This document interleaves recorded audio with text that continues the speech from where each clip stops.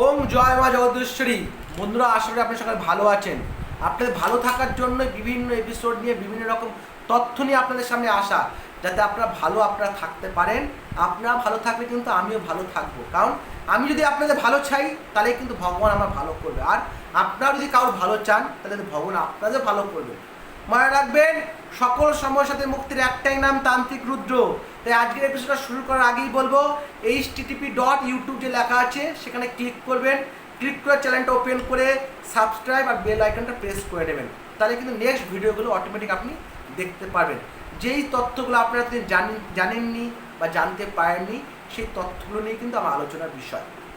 আজকে যে বিষয়টি আলোচনা করবো সেটা হচ্ছে কুম্ভ রাশি। কুম্ভ রাশি জাতক জাতিকারা যারা আছেন তারা খাতা পেনটা বার করে লিখে নিন, তাদের আগামী 1 থেকে 1.5 মাস কেমন যেতে চলেছে। গোচর অনুযায়ী 1 থেকে 1.5 মাস কুম্ভ রাশি জাতক জাতিকাদের কেমন যাবে সেটা নিয়ে কিন্তু আলোচনা 5খানা ধাপ থাকবে। 1 হচ্ছে কর্ম, 2 হচ্ছে ভাগ্য, 3 হচ্ছে সংসার, 4 হচ্ছে দুর্ঘটনা, 5 হচ্ছে পড়াশোনা। এই 5খানা ধাপ নিয়ে আলোচনা করব। তো আলোচনা শুরু করার আগে বলে রাখি, সকল সমস্যা যখন আছে, সমস্যার মুক্তির রাস্তাও কিন্তু আছে। সেটা কীভাবে সম্ভব? নাম একটাই, তান্ত্রিক রুদ্র। তাই ফোন নাম্বারে ফোন করে একবার হলেও যোগাযোগ করবেন। আমি আপনাকে রাস্তা বলে দেবো কীভাবে আপনার রাস্তাটা সঠিক হবে আর কোনটা ভুল হবে। তাই প্রথমে শুরু করি কর্ম। কুম্ভ রাশি জাতক জাতিকাদের কর্মটা কী হবে? কর্মে কিন্তু দেখা যাচ্ছে ব্যাঘাত, মানে কর্মে কিন্তু ব্যাঘাত ঘটার সম্ভাবনা রয়েছে।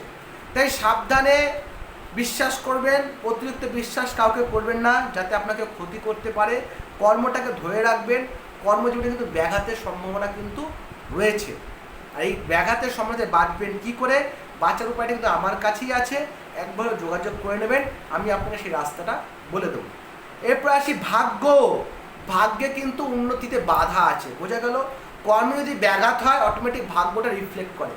ভাগ্যটাকে যদি উন্নতি বাধা দূর করতে হয়, উন্নতিতে যে বাধা দেখা যাচ্ছে, বাধাটি দূর করতে হয়, তাহলে কিন্তু একবার হলেও যোগাযোগ করবেন। আমি কিন্তু আপনাকে ভাগ্য উন্নতি বাধা যেটা আছে, বাধাটাকে সরিয়ে দেবো।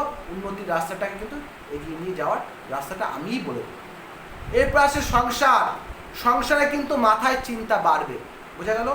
সংসারে কিন্তু চিন্তাটা বাড়বে, কারণ কর্ম আর ভাগ্য যদি ডিস্টার্ব হয়, অটোমেটিক সংসারে কিন্তু মাথায় চিন্তাটা বাড়ে।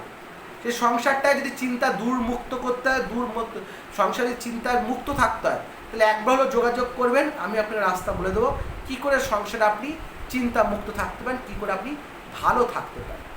এরপর আসি হচ্ছে দুর্ঘটনা। দুর্ঘটনাগুলো দেখা যাচ্ছে জন্তুদের থেকে সাবধান।